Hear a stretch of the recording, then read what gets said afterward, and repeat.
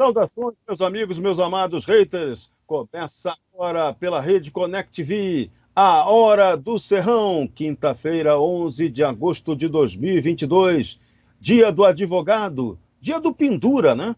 Antigamente, você podia sair com os advogados aí, chegar no restaurante, pendurar a conta e não pagar, porque é o dia do pendura, né? E aí, estudava cada rolo, já fiz cada reportagem sobre isso aí, eu era escalado para acompanhar esse dia do pendura, os advogados iam para o restaurante, comiam, bebiam, gastavam, ninguém pagava e no final dava o quê?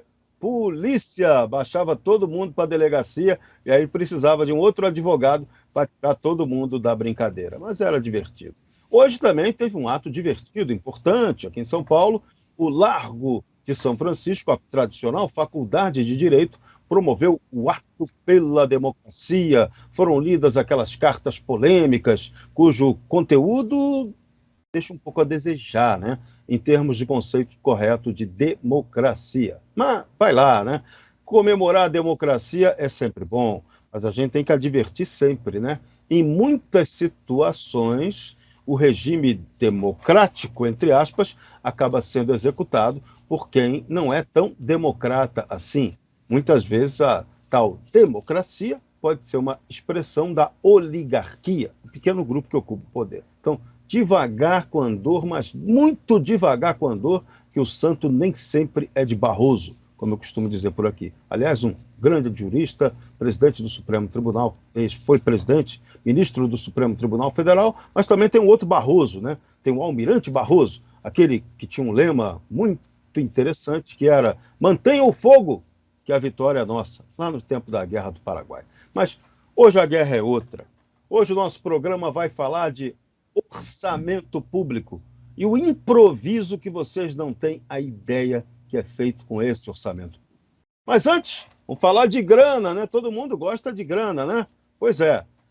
Ministros do Supremo Tribunal Federal aprovaram aumento salarial para eles e, como o aumento que vem para eles tem efeito cascata para várias categorias do judiciário. Então, atualmente, um ministro do Supremo recebe R$ 33.293,32. Esse é o salário oficial no contra-cheque deles. Se o aumento for aprovado, eles passam a ganhar R$ 46.366. Dinheirinho bom, né?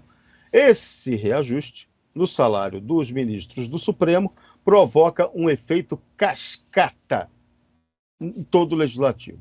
E aí também pode gerar um aumento para o legislativo e para o executivo. Aí vai depender da interpretação que se dê finalmente a esse aumento. Mas o importante é que o parlamento já começa a lançar questionamentos sobre como isso aí vai ser pago, se é justo isso ser pago, se tem dinheiro efetivamente para pagar esse aumento. O último reajuste da turma do Supremo aconteceu há 4 anos. Servidores do Judiciário tiveram um outro reajuste 6 anos atrás. Se o Congresso aprovar, esse aumento pode ser pago ao pessoal do Supremo em 4 prestações, 4 parcelas, a partir de abril de 2023. Agora, vamos ver se efetivamente haverá grana para isso acontecer. Vai passar pelo Congresso e o presidente da República vai ter que sancionar ou não. Ontem, é sempre bom te lembrar, teve uma reunião importante entre o presidente Jair Bolsonaro e o ministro, futuro presidente do Tribunal Superior Eleitoral, Alexandre de Moraes. Ele esteve no Palácio do Planalto acompanhado do ministro Ricardo Lewandowski, foi levar o convite para a posse do novo presidente do Tribunal Superior Eleitoral, que acontecerá na terça-feira que vem. De Bolsonaro, ele não ganhou aumento não, tá? De Bolsonaro, ele ganhou de presente uma camisa do Corinthians, para animar a festa. Estamos no período eleitoral, está valendo tudo, uma maravilha, como diz o caboclo, lindo, lindo, lindo, lindo, lindo. Então vamos lá, Celso Costa e também o general Maynard Marques Santa Rosa vão discutir com a gente hoje esse tema que eu adoro, orçamento público, essa peça de ficção maravilhosa, né? Que os congressistas, o governo elabora, os congressistas mexem nele, interferem, tomam a decisão final, mas na hora de executar essa grana tem 2 perguntas fundamentais. Tem dinheiro efetivo para gastar? E de que forma esse orçamento é gasto? Esse orçamento está congelado para funcionar? Ele é feito realmente de maneira eficiente ou tem muito improviso na execução desse orçamento? Então, perguntas, respostas para os especialistas Celso Costa e Maynard Marques Santa Rosa. Boa tarde para vocês. Boa tarde, Serrão. Boa tarde, Santa Rosa. Boa tarde, telespectadores. É sempre um prazer estar aqui com vocês mais uma vez. Obrigado aí pela audiência. O orçamento público no Brasil, durante muito tempo, ele foi uma peça de ficção, porque a diferença entre o aprovado e o executado era gigantesca. Na medida que os anos vão se passando, isso daí tem se tornado um pouco menor a diferença entre o aprovado e o executado, né? É sempre importante lembrar que tem que haver uma margem mesmo de manobra para os governantes, no âmbito municipal, estadual e federal. Mas o que eu entendo hoje que a gente deve pautar um debate em toda a sociedade brasileira é a necessidade de que o orçamento reflita as condições de bem-estar e desenvolvimento da nação. A gente percebeu nesse embate da questão do ICMS que os governadores têm um apego à receita, independente da qualidade da despesa. Isso daí machuca diariamente famílias, né? Eu recebi um relato aí de uma cidade do interior do estado de São Paulo, mais especificamente São José do Rio Preto, em que tem aqueles restaurantes, né, que são populares e tal, e que a fila, essa semana, estava dando a volta no quarteirão, né? Porque foi uma cidade que praticou um lockdown muito intenso, um combate rigoroso aí à questão da pandemia. E a questão do ICMS, os governadores tratam ela descolada da realidade econômica, né? Então, eu preciso que a questão tributária, previdenciária, em geral, e o orçamento como um todo, seja atrelado ao bem-estar da população e ao desenvolvimento econômico. Eu não posso taxar e tributar e promover a quebradeira econômica e tirar a competitividade das empresas, porque isso atrapalha a economia, atrapalha a geração de emprego e, portanto, atrapalha o bem-estar socioeconômico das famílias, né, dos trabalhadores aqui do Brasil. E isso tem sido uma regra. Tem horas que a gente se pergunta, quando eu privatizo uma estrada e aí eu passo aquilo para as mãos da iniciativa privada, não deveria reduzir um pouco os encargos de alguns impostos? Então a gente tem percebido essa dissociação, que eu acho que ela não é bem-vinda. O orçamento, apesar de tecnicamente ser orçamento público, apesar de tecnicamente ser uma peça complexa, complicada, a tradução dela permite um exercício de cidadania, né? E eu acho que o general Santa Rosa é alguém altamente qualificado aí para nos ajudar a esclarecer esse ponto, né, Serrão? Com certeza. General Santa Rosa, o tema é espinhoso. É por isso que você está com cactos aí atrás de você? Isso aí foi inspiração sua. Você que encheu de cacto aí para colocar a minha imagem com espinho aqui. Não tem nada a ver com isso, não. Salve-se dessa aí. Mas essa questão esse tema é muito oportuno. Eu acho que você é muito feliz em colocá-lo hoje, porque é uma caixa preta, é tratado como uma caixa preta pelos economistas do Ministério da Economia. É muito difícil você entender a configuração do orçamento federal. No regime presidencialista, em todo o mundo, o executivo é que é responsável pela gestão das contas públicas. Ocorre que no Brasil, em 88, com a nova Constituição de 88, o Poder Legislativo ganhou o poder de gerar despesa. E não ficou só no Legislativo. O Judiciário também recebeu a possibilidade, em alguns casos, de gerar despesa, como você acabou de citar no início da conversa, com respeito ao aumento dos ministros do Supremo Tribunal Federal. Isso não parece muito lógico, porque quem arrecada e é responsável pela prestação de contas é que devia gerir esse dinheiro. Mas, no caso brasileiro, existe essa distorção que vem da Constituição de 1988.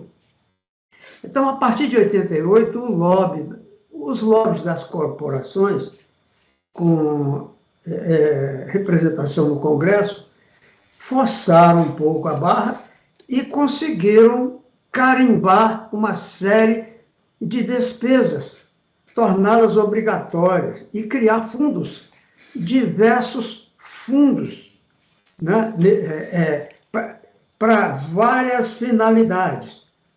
Se somarmos a essas servidões artificiais colocadas por quem não deveria, que é o poder legislativo, então, se somarmos a isso mais os encargos da dívida, que o ano passado montaram 53% do orçamento federal, os encargos do serviço da dívida chegaram a 53% do total das receitas federais. Com mais essas imposições artificiais, eu vou relatar apenas o que ocorreu em 2019, quando eu tive que estudar isso, que estava na transição. Essas servidões somadas deu 92% do orçamento. E é a média do que está acontecendo todo ano. Então, sobrou 8% dos recursos federais para a gestão do país. Desses 8%, 5,6% são absorvidos pelo custeio da máquina. Então, sobra para investimento 2,4% de todo o orçamento. Ou seja, o equivalente mais ou menos a 20 bilhões de reais. Né? Além disso, a gente sabe que as despesas carimbadas para pessoal e a previdência, por exemplo, são despesas que são corrigidas e são crescentes. Então, se não tivesse havido aquela reforma da Previdência, o orçamento já teria entrado em colapso em 2022. Como houve a reforma da Previdência, reduziu um pouco esse avanço, esse crescimento dessa despesa e funcionou como uma espécie de meia sola. Quer dizer, mais para frente vai ter que haver um novo reajuste, uma nova reforma, porque senão quebra o sistema. E aí, veja só, sem investimento em infraestrutura, porque o Estado, com isso, com esse tipo de processo, perdeu a capacidade de investir. Sem investimento em infraestrutura, primeiro, o custo Brasil cresce. Segundo, as regiões carentes, como é o caso de toda a bacia amazônica, ficam abandonadas, certo? E como existem setores que, se não receberem investimento, como é o caso de ciência e tecnologia, se não receber investimento, não há inovação. Sem inovação, não há competitividade da economia brasileira em relação ao mercado mundial. E o resultado de tudo isso é a estagnação econômica. Tá? Então, a situação é de tal gravidade que os governos, quaisquer que sejam eles, têm sido forçados a privatizar as estatais. Mas por que privatizar as estatais? Não é por uma questão de estratégia, de diminuição de gasto ou de modernização, não é por isso. É de sobrevivência. Porque como não há recurso para investimento, se deixá-las à míngua, ocorre o fenômeno que ocorreu na Venezuela com a PDVSA, que está completamente canibalizada, está obsoleta, toda ela. Então, isso é a marcha do que ocorreria com as estatais brasileiras se não fossem privatizadas. Né? Então, vamos dizer assim, sobram em torno de 20 bilhões por ano. Que é uma merreca, né, General Santa Rosa? O país precisa de 200. O Brasil precisa de pelo menos 200 bilhões por ano. Então, fica-se uma série de soluções tipo meia-sola. O governo Temer foi altamente criativo, por inspiração do, na época, ministro Moreira Franco, e criou o chamado PPI, que é o Programa de Parceria de Investimento. Já que não tem dinheiro público, então vamos fazer captação da poupança privada para prestação de serviço de interesse público e o público paga esses serviços, tipo concessões, tipo concessão de estrada, concessão de construção de operação de ferrovia, e assim vai. Certo? Então, é uma situação drástica. O governo vinha, na década de 2010, até 2010, ele vinha sobrevivendo graças ao excesso de arrecadação. Considerando que, na época, havia o boom das commodities, então, todo ano havia excesso de arrecadação e esse excedente era, então, usado pelo governo para cobrir certas funções. Quando houve a tal da crise do subprime, aquela crise imobiliária nos Estados Unidos, e houve retração ou contração do mercado no mundo todo, redução das importações de produtos brasileiros, aí o governo entrou numa situação muito difícil e o governo Dilma teve que contingenciar muitos ministérios, muitos empreendimentos já programados e teve até que fazer a tal das pedaladas fiscais para maquiar o balanço das contas públicas. O fato é que, com essa regra do jogo que nós estamos vivendo, nenhum governo, seja de esquerda, de centro ou de direita, tem condição de retirar o país da estagnação onde ele está. O máximo que pode ser feito com criatividade, com competência, etc., vai obter o efeito, o chamado voo da galinha, aquele que decola, mas não sobe, ele termina caindo novamente. Então, a regra do jogo atual impede que o Brasil se desenvolva. Essa é que é o moral da história. Eu procurei aqui resumir rapidamente, não sei se deu para entender esse contexto todo, para poder a gente chegar a esse diagnóstico. Não, excelente diagnóstico. A galinha está muito feliz que você lembrou dela, né? Que ela tá toda hora ela tenta voar, mas não consegue voar. Então, depois do nosso intervalo aqui na Hora do Serrão, a gente vou fazer para vocês a pergunta idiota, deixo no ar, depois vocês voltem e respondam. Por que um assunto tão grave quanto esse não é debatido seriamente pela classe política no Brasil, pelos empresários e pelos cidadãos? Depois do intervalo, vocês me respondam, por favor. Nossos comerciais.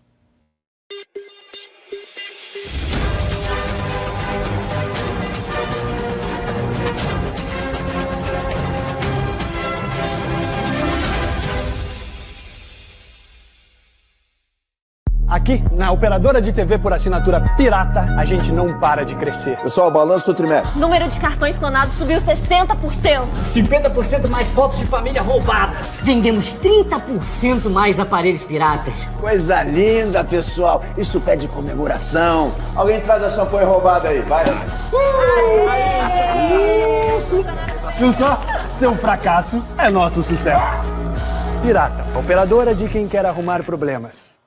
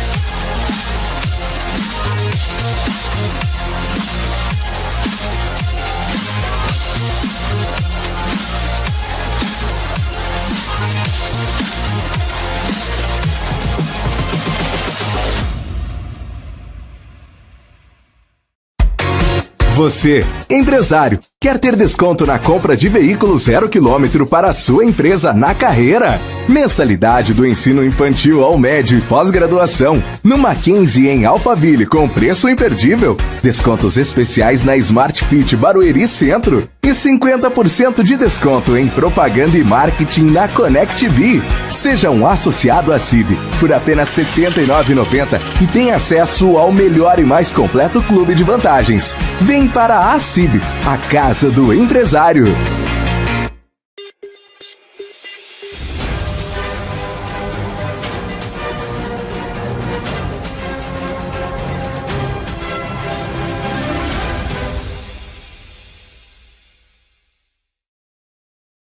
De volta com a Hora do Serrão, toda terça e quinta. A gente vai aumentar esse horário aí, de 1 às 2 da tarde, sempre aqui pela Rede ConnectV, para todo o Brasil, Portugal e Algarves e para toda a galáxia. Eu gosto é da galáxia. Meu abraço para o comando da frota Klingon, que assiste a gente por aqui, está batendo palma para o trabalho da juristocracia no Brasil. O pessoal entende bem. O companheiro Darth Vader também manda um abraço para todos os seus amigos aí, togados, que estão mandando de fato no Brasil. Porque aqui é um país muito engraçado, né?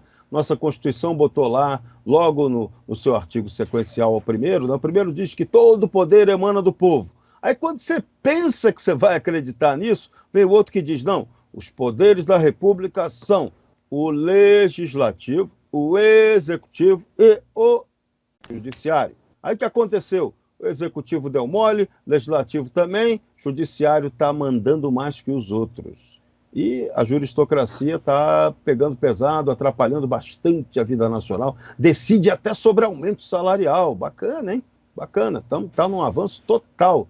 Esse regime está indo muito bem, e a classe política precisa reagir, ela vai reagir? Até agora não. Quem tem que reagir é o povo. O povo é que tem que cobrar o fato dele estar lá no artigo 1º sendo protagonista. Só que ele só é protagonista para pagar conta, para levar a lombada do Estado sempre que é conveniente. Essa tem sido a rotina macabra sobre o cidadão brasileiro. E na hora da gente discutir um assunto sério, como é o orçamento público, porque o orçamento público tinha que ser emanado do povo. E o povo é quem tinha que fiscalizar esse orçamento público. Só que esse troço não acontece e o debate também não, né, Celso Costa? Olha, Serrão, a gente tem por obrigação, né, e eu acho que está um pouco na natureza do brasileiro, de ser otimista. Existem avanços, quando a gente percebe que o cidadão europeu, por exemplo, ele está assistindo de maneira inerte a crise que se desenrola em decorrência da guerra na Ucrânia, e seus governos tomaram posições estratégicas do ponto de vista militar, mas que talvez tenham fragilizado a economia, a realidade social, e a população é a primeira a sentir esse impacto no custo do gás, no custo da energia, no custo das tarifas em geral. Você percebe que o ser humano, a vida em sociedade, ela ainda precisa evoluir bastante. Na América Latina, a gente viu agora recentemente, né, nessas últimas eleições, governos ali que assumem com propostas mirabolantes, dizendo que vão salvar o bem-estar da população. A primeira coisa que eles fazem é aumentar impostos, aumentar mordomias e regalias. A economia vai mal, o desemprego aparece para tudo quanto é lado. Na Argentina, a inflação saiu praticamente de controle. Eu imagino, né, se a gente colocar essa situação, essa análise dentro de um contexto, a gente está vendo que talvez fruto, né, novamente, fruto da tecnologia que está vindo aí e tal, o papel do Estado ele está sendo questionado na prática. Porque antigamente tudo se dizia que era, não dá para controlar e tal. Hoje a gente tem a informação real do país vizinho e no momento em que aquilo ali acontece. O orçamento, ele não pode ser peça de ficção. O orçamento é gasto do dinheiro público que é arrecadado em função do trabalho das famílias, do trabalho das pessoas, dos cidadãos. O cidadão eleitor, o cidadão contribuinte, o cidadão pai de família, ele é a mesma pessoa. Então, todos nós estamos aqui com uma vida social, uma vida de harmonia, uma vida de convívio e buscando a produtividade, a seriedade, né, nas coisas públicas e tal. E aí a gente imagina, né, que é o Estado que está oferecendo menos participação para o cidadão, ou o cidadão que deveria estar buscando mais o exercício do seu direito. Essa dicotomia que você aponta, Serrão, ela é real, ela não é figura de retórica e ela não é debate de academia. O cidadão hoje precisa participar mais. As eleições estão se aproximando e é um momento muito importante onde alguns temas poderão ser aprofundados e devem ser aprofundados. Daqui a alguns dias teremos o início do programa eleitoral, né, que eu acho que vai ser um momento interessante, debates que deverão ocorrer na televisão. A gente gostaria muito que a sociedade fosse uma participante ativa para ajudar a definir os rumos da nação brasileira, meu amigo. Isso é fundamental e essa questão é essencial. Por exemplo, você, pai, mãe de família, você tem ideia, teu filho estuda numa escola pública, você tem ideia, você já parou para pedir lá para a diretora da sua escola quanto custa aquela escola? Quantos professores ela tem? Quanto é aquela folha salarial? Quanto é, se eles têm algum cálculo lá que diga quanto custa aquela escola por aluno? Quanto e quais são as despesas daquela escola? Você já parou para olhar se tem desperdício, se o dinheiro ali está sendo bem usado, se falta dinheiro para aquela escola, se ela está usando o dinheiro que está à disposição dela no orçamento público para administrar melhor? Você fiscaliza se aquele dinheiro está sendo usado corretamente, se tudo está sendo pago em dia para o fornecedor da escola, da merenda escolar, né? Das camisetas, dos uniformes, do material didático, né? Tudo isso. Essas são perguntas que precisam ser feitas, mas que eu duvido, a maioria da cidadania brasileira não trata dessa questão. Inclusive movimentos aí que dizem, movimento em favor, em defesa da escola. Passa longe disso, não promove esse tipo de debate. E esse mesmo debate também se aplicaria para o posto de saúde. Vale para vários serviços públicos essenciais que a população poderia ser o fiscal daquilo ali, muito mais eficiente do que o tecnocrata, do que o técnico ou burocrata que eventualmente está num tribunal de contas, né, do município, do estado ou até da União. Então a gente tem que avançar, né? A população, General Santa Rosa, tem que ter uma visão de entender para que serve o dinheiro público, como funciona esse orçamento, e que ela tem que ter um papel de fiscalizar para avaliar, no mínimo, se ela está sendo atendida. E, segundo, se ela está sendo atendida bem, correta e honestamente, né? Exatamente. Eu falei para você, que do que sobra para investimento no governo federal é em torno de 20 bilhões, que não corresponde nem a 10% das necessidades do país. Pois bem, os políticos ainda pegam desses 20 bilhões, quase 5 para o processo eleitoral próprio, para o fundo eleitoral. Então, o que sobra para investimento? Ora, tem um mega financista americano chamado Ray Dalio, que fez um trabalho excepcional baseado em estatística, estudou os últimos 500 anos dos impérios que ascenderam e caíram, e os que estão em ascensão, por exemplo, ainda hoje. E ele concluiu fatos que já são do conhecimento científico. Por exemplo, uma sociedade que não faz investimentos na sua infraestrutura e que não se dedica à melhoria assim, da qualidade do que produz, ela está condenada ao marasmo e à estagnação. No caso brasileiro, a gente vê que setores deixados entregues a si próprio, como é o caso do agronegócio, prosperaram, porque a criatividade nacional tem um potencial muito grande.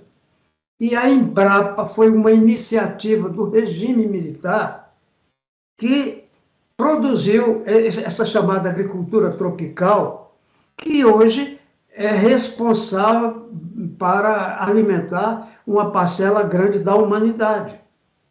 Então, o setor agropecuário detém tecnologia. graças aos investimentos feitos no passado na Embrapa. Porque hoje mesmo a Embrapa está subdimensionada para as necessidades agrícolas e pecuárias da bacia amazônica, por exemplo. Se você for lá examinar como a Embrapa está estruturada, ela subdimensionada para essas necessidades. Mas eu estou colocando só um setor vitorioso. Mas e os outros setores? Por que nós fomos ultrapassados pela Argentina na indústria aeroespacial? Por que nós estagnamos na indústria nuclear? Porque isso tudo é falta de investimento nessas áreas específicas. E existe a possibilidade, o Brasil tem um potencial imenso no subsolo, mas só mapeou um terço. O Brasil só mapeou 30% do seu território. 70% do território não tem o mapa, aqueles mapas necessários para a pesquisa do subsolo. Mesmo assim, nós somos o segundo ou terceiro maior produtor de ferro, o sexto produtor de urânio, e por aí vai. Ora, é um potencial imenso que está sendo subutilizado, que poderia ser utilizado para gerar poupança, gerar investimento e ultrapassar essas deficiências todas que a legislação introduziu artificialmente. E aqui a gente ainda tem produção de um produto raríssimo, né, Santa Rosa? Uma tal de água, né? A água. Raríssimo. Exatamente. O Brasil sozinho tem mais água do que toda a América do Norte. E tem mais água do que toda a Europa. O Brasil sozinho, sabe? Então, o Brasil tem a quantidade de disponibilidade de água equivale à da África, por exemplo. Aliás, é maior do que a da África. Né? A gente vê o drama das populações chinesa e indiana, por exemplo. Me disse o embaixador da Índia que em 2030, 40% das cidades indianas vão sofrer o racionamento permanente de água. A China fez um investimento de 50 bilhões de dólares em 25 anos para levar a água do rio Yangtze para o norte da China, que é uma área semidesértica, né? Mas não resolveu o problema. O problema é o seguinte: para aumentar a produção agrícola, precisa de água. Então, uma população de 1 bilhão e 400 milhões, como a da China, e de 1 bilhão e 350 milhões, como a da Índia, não tem como aumentar a própria produção agrícola, porque não tem água. O Brasil tem água, tem territórios, ele só usa 8% das suas terras para a agricultura. O Brasil tem terra, tem clima que permite até 4 safras por ano, de 3 a 4 safras por ano, e tem tecnologia. Então tem tudo para preencher essa necessidade do mundo, que em 2050 terá 9 bilhões de habitantes e terá que alimentar esse povo todo. Exatamente. Ontem, no programa da Jovem Pan, eu estava chamando a atenção exatamente para isso, né? O Brasil tem todas as condições de ser a nação líder do mundo. Não no ponto de vista imperialista, mas líder na possibilidade do bom exemplo.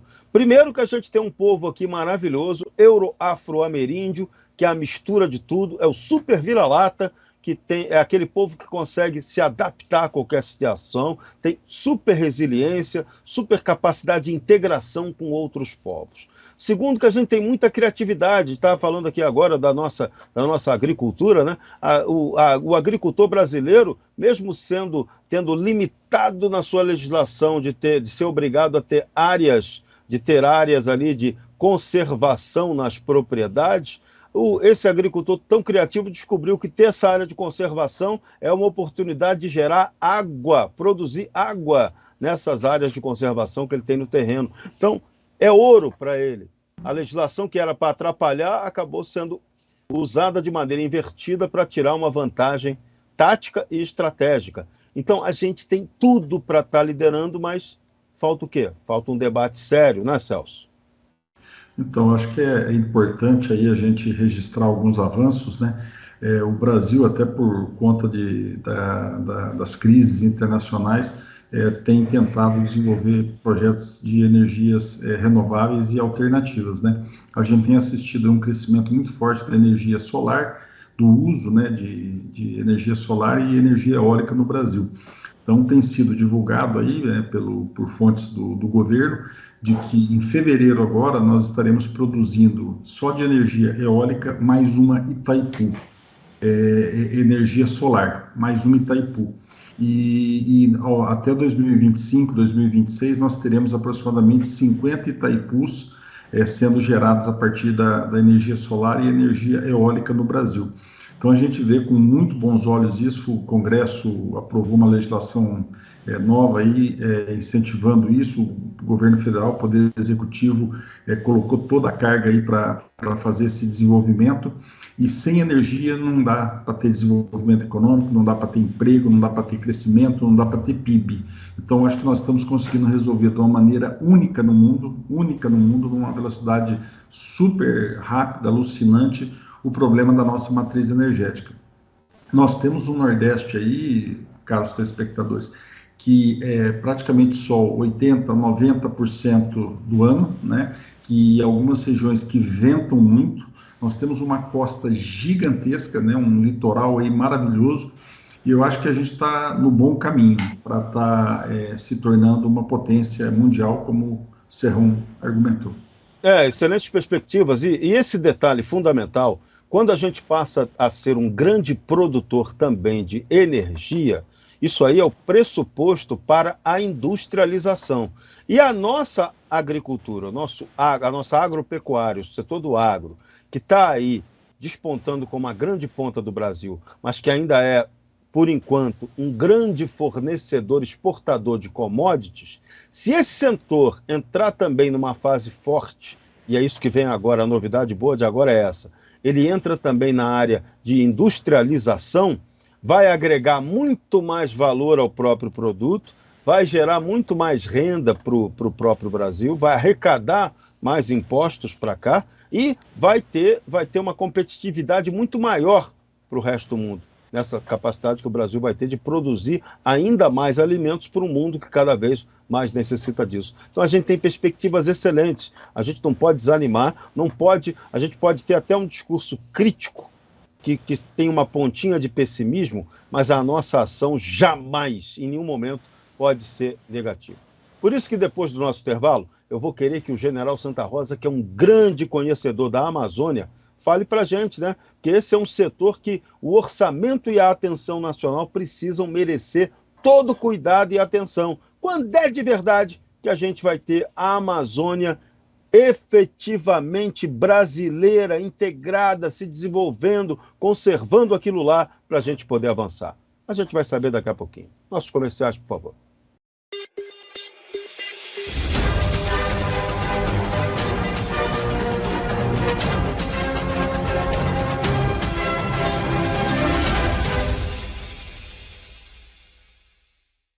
Aqui, na operadora de TV por assinatura pirata, a gente não para de crescer. Pessoal, balanço do trimestre. Número de cartões clonados subiu 60%.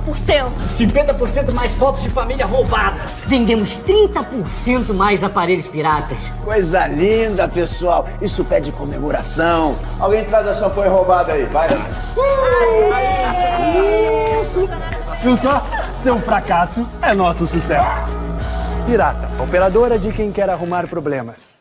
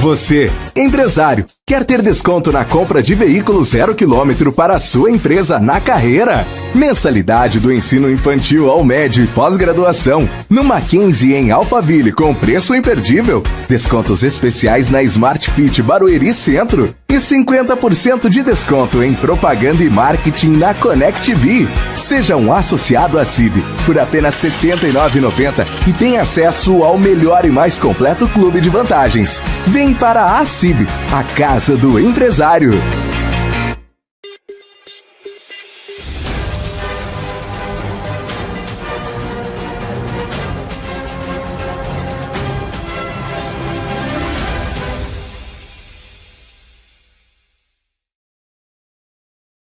De volta pela rede ConnectV para o Brasil, Portugal e toda a galáxia. Toda terça, toda quinta, a Hora do Serrão. Terça-feira que vem, eu lembro a vocês, a ConnectV vai inaugurar seu super, hiper, mega novo estúdio em Barueri, hein? Sucesso absoluto. Parabéns ao Eudes Ricardo, a toda a turma da ConnectV por essa iniciativa. Televisão avançando. É isso aí. Olhando para frente, que a gente vai firme, e aí vem gente.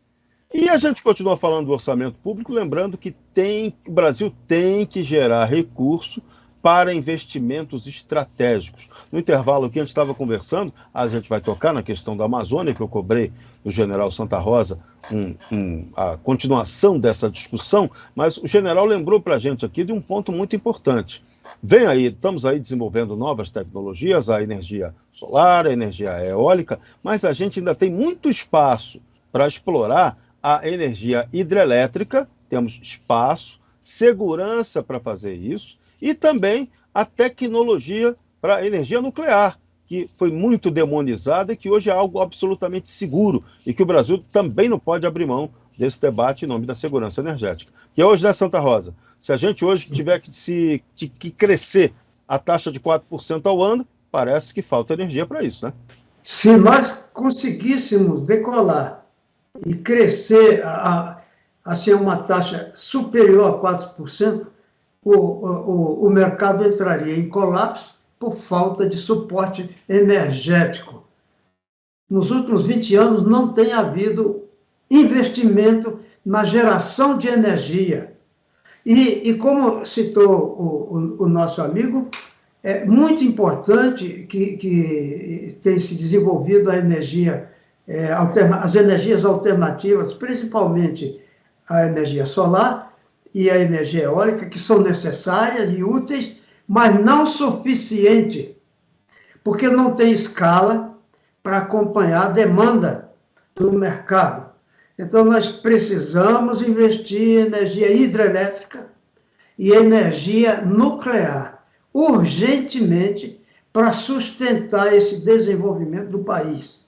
No caso, a bacia amazônica está condenada ao atraso. Primeiro, porque não tem investimento lá. Aliás, se não tem dinheiro para investir em lugar nenhum, muito menos nas áreas remotas, como é o caso da Amazônia. No entanto, o potencial hidráulico que tem lá é muito grande. Não existe uma única usina elétrica, assim, hidrelétrica, ao norte do rio Amazonas. Existem micro-usinas que o Exército instalou em alguns pontos de fronteira, mas para geração de energia de mercado, não existe nenhum na calha norte, o que é uma aberração, porque o Rio Trombetas, por exemplo, tem um potencial imenso, que está desperdiçado por pressões internacionais. Então, lotearam o norte do Pará inteiro em reservas indígenas, reservas ambientais, e até um absurdo foi criado em 88, reservas quilombolas. E essas reservas têm um efeito inibidor de investimento. Não se pode investir nessas regiões porque são sujeitas a uma legislação restritiva muito grande, draconiana. Então, é preciso o Brasil acordar. Porque o território amazônico é maior do que a Índia. A Índia tem 1.300.000.000 de habitantes. A Amazônia, na bacia amazônica, só tem 20 milhões. Nós precisamos colocar lá na bacia amazônica, nos próximos anos, 200 milhões. É a única maneira de garantir que ela seja brasileira para o futuro. É povoando aquela região e desenvolvendo essa região. Sem povoá-la e sem desenvolvê-la, é impraticável, porque a necessidade de investimento para militarização é assustadora, essa necessidade. Então, se optar pela repressão, o custo é proibitivo. Então, o Brasil vai ficar à mercê dos interesses globais. Então, é preciso remover os entraves ambientais, povoar e desenvolver aquela região. Hoje, 44% da população nativa da Amazônia está abaixo da linha de pobreza. Então, são pobres que moram em cima da riqueza que está embaixo dos seus pés e não pode explorar, porque os estrangeiros não querem que explore. E nós aqui, no Congresso Nacional, aprovamos legislação que atende a esses interesses. É impressionante essa falta de visão e condenação da região no futuro ao seu esfacelamento e, queira Deus, nos livre da africanização da Amazônia. O que ocorreu na África no final do século XIX e início do século XX pode se repetir na região amazônica. O cenário está sendo preparado pelos interesses globalistas. Isso aí deveria ser levado muito mais a sério, né? A nossa classe política, veja, agora estamos num momento de eleição. Nem aqueles representantes dos estados amazônicos travam uma discussão séria sobre isso. A eleição dessa gente é feita na base do clientelismo, da troca de mandioca e sandália de dedo e outros produtos em troca do voto. Eles se preocupam da pedra, né? Eles se preocupam com as concentrações humanas que estão nas cidades. Isso. Esquecem o resto. Isso. Uma demografia racional de ocupação. Com voto. Um absurdo completo, né? Então, para isso, a gente precisava ter um debate para quê? Para ter mais orçamento. Mas esse orçamento vai depender de quê? Vai depender de um plano estratégico sério que mostre como o Brasil vai ocupar essa Amazônia de maneira sustentável. E o Santa Rosa tocou bem. Primeiro ponto para isso, primeiro pressuposto para isso, e tem que ser feito agora, para daqui a 10, 15 anos você poder executar direito, é o investimento em energia, geração de energia. E lá tem o potencial hidrelétrico tranquilo e fácil, né, Santa Rosa? Mas tem aí a picaretagem da legislação para sabotar, para impedir. Exatamente. Precisamos investir em energia na região norte, até para benefício das demais regiões, porque existe um enlace energético no circuito nacional. Então, precisamos gerar energia lá na região norte, porque essa geração lá vai induzir desenvolvimento local também. Sim. E precisamos, além de fazer esse esforço energético, integrar aquela região. A BR-319 foi abandonada durante 25 anos criminosamente. Não se investiu um centavo na manutenção daquela rodovia que é estratégica, ligando Rondônia ao Amazonas, a Manaus. E aquela rodovia foi tomada pela selva, na maior parte, que a natureza é implacável. Sim. Se não houver a manutenção, nasce árvore no leito da rodovia. Entende? Então, a BR-319 foi abandonada. Abandonaram a Transamazônica, mas não conseguiram que ela se desativasse, porque existem cidades com 100 mil habitantes na sua margem. e os prefeitos fazem um esforço enorme para manter aqueles trechos transitáveis. Então, por que estão abandonados pelo poder federal? Por que não se faz a infraestrutura e o asfaltamento daquela rodovia? Com 44% da população abaixo da linha de pobreza. Então, são coisas que precisam ser levadas a público. E o orçamento precisa ser eficaz. O presidente não pode contar somente com 8% do orçamento. Ele teria que contar, pelo menos, com 60% desse orçamento. Então, a legislação precisa ser completamente reexaminada, reestudada. O Congresso Federal não pode ter o poder de criar despesa. O Judiciário não pode ter o poder de criar despesa. Até porque o Judiciário não é atividade fim, né? O Judiciário é uma atividade auxiliar para gerir. Mas por que é assim? Do respeito à lei, a punição para quem não cumpre a lei. Exatamente. Não é atividade fim. E por que é assim? Por que só no Brasil é assim? Por que só no Brasil o poder, o Congresso, pode gerar despesa, inclusive retirar dos parcos recursos de investimento 25% para campanhas eleitorais próprias? Não é possível que não se compreenda esse cenário e não se parta para propostas de solução. Eu acredito que tem que ser claramente exposto para o povo a forma como está ocorrendo essa realidade, para que o povo entenda e então escolha corretamente os seus representantes. Com certeza. Por isso que o grande movimento político que a gente tem que fazer agora de novo, é o despertar desse povo.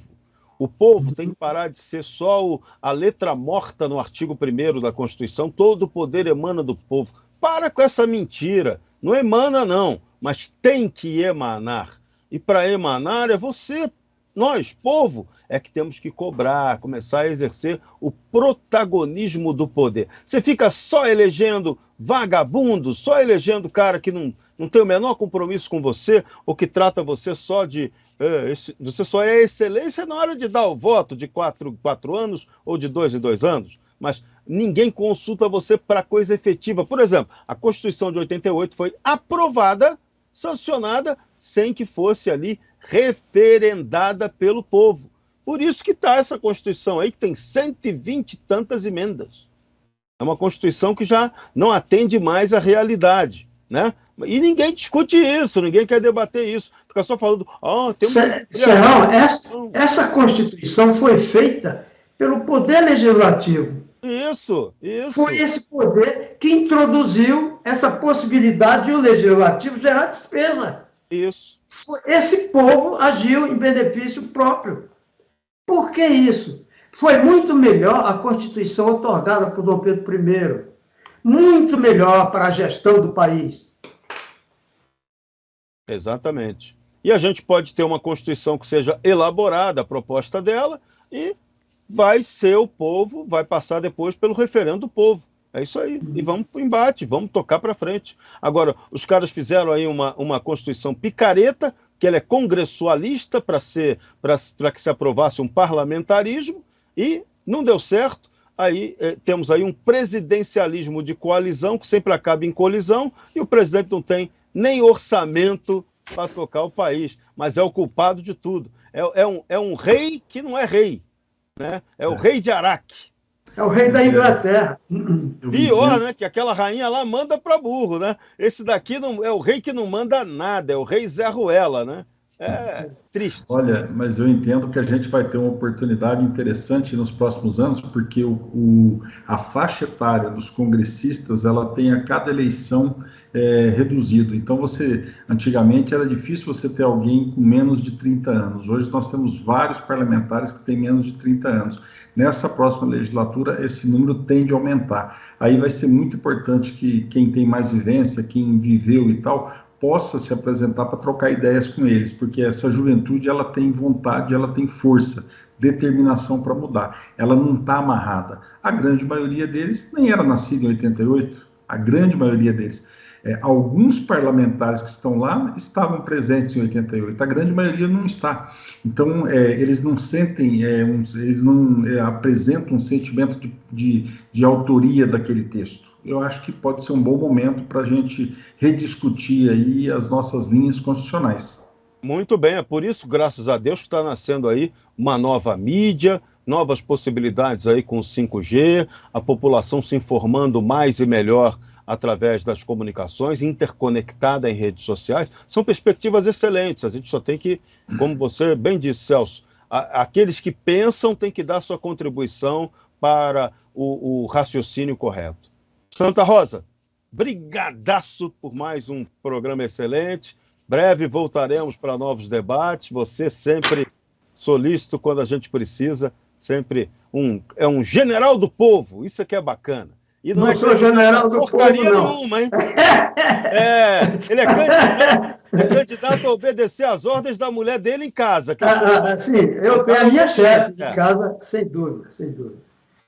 Isso aí, gente. A Hora do Serrão vai ficando por aqui, mas semana que vem tem mais, hein? Terça-feira, um programaço. Você vai conhecer um projeto inteligentíssimo desenvolvido por um professor para ensinar matemática até para quem tem deficiência visual, até para quem é cego.